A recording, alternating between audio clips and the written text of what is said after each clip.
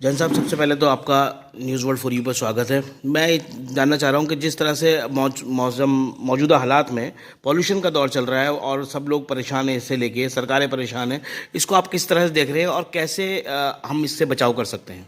हमें सावधान रहना है और खाने पीने का स्पेशली ध्यान देना है।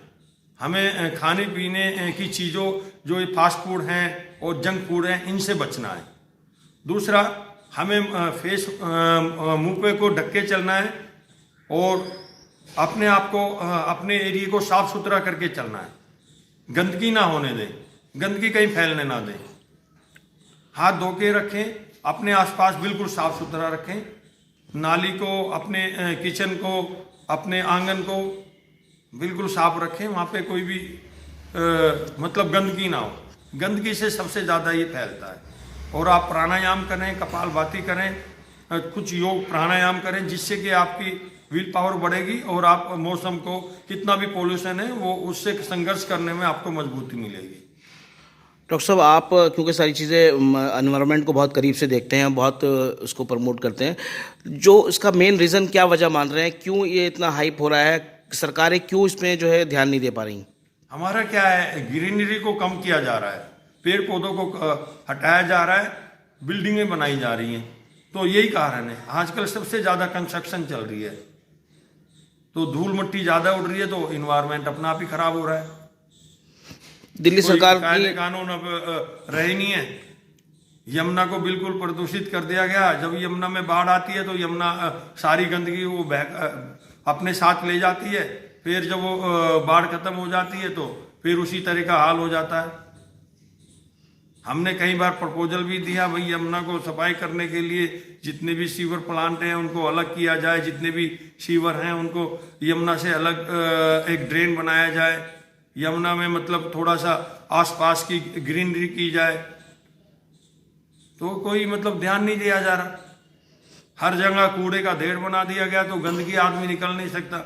अगर कोई जमुना पार में आता है तो उसको ऐसा कहता है, जी अब कहाँ गंदगी में रह रहे हो, तो हमें भी शर्म आती है। सरकारें जो कर रही हैं अब तक, क्या वो नाकाफी है? क्या वजह मान रहे हैं? सरकार तो कर रही है, पर सरकार काम तो कुछ नहीं कर रही। दिल्ली सरकार ने तो एक दिल्ली को कूड़ा घर बना दिया।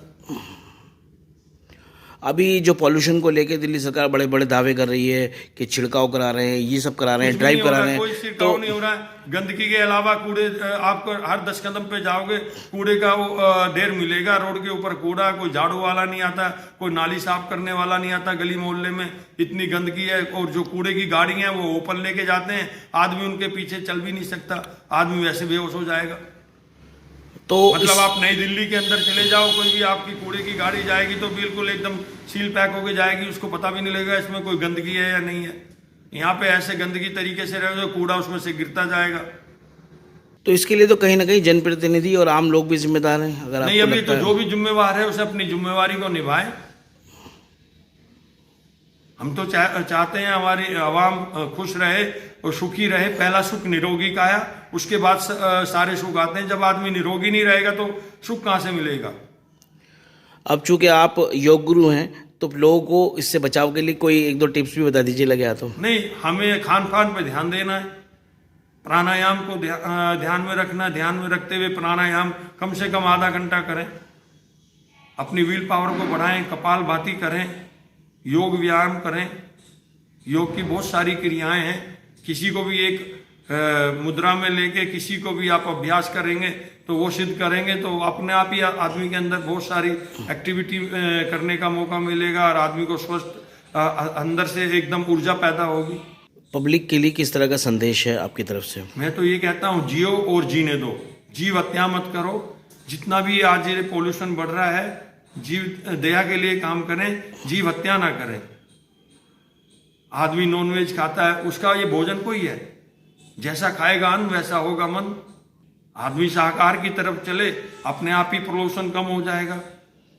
अगर आप अपनी उंगली को आप चाकू लगा के देखो, दर्द होगा ना। अगर जितना जीव, दूसरे जीव को आप चाकू से काटते हो, वो कितना दर्द होता है। अगर खून जमीन पे गिरता है तो धरती माँ भी कांपती है।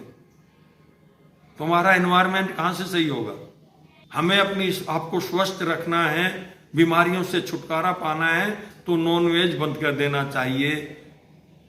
ये कहीं शास्त्र में, कहीं पुराण में, किसी धर्म में नहीं, किसी मजहब में नहीं लिखा है। ये सब अपना आदमियों ने सब अपने आडंबर बनाए हुए हैं, सब बहकाने का काम किया हुआ है, अपने रोजगार को बढ़ाना देने का काम कर रहे हैं। हम चाहते हैं जीवों की रक्षा के लिए काम करें, जीव दया के लिए काम करें। पहला संदेश है भगवान महावीर स्वामी का, जियो और जीने दो, अहिंसा परमो धर्मा। ठीक। जैन धर्म की कुछ नीतियों को अपनाएंगे तो अपने आप ही आप सुख में हो जाएंगे।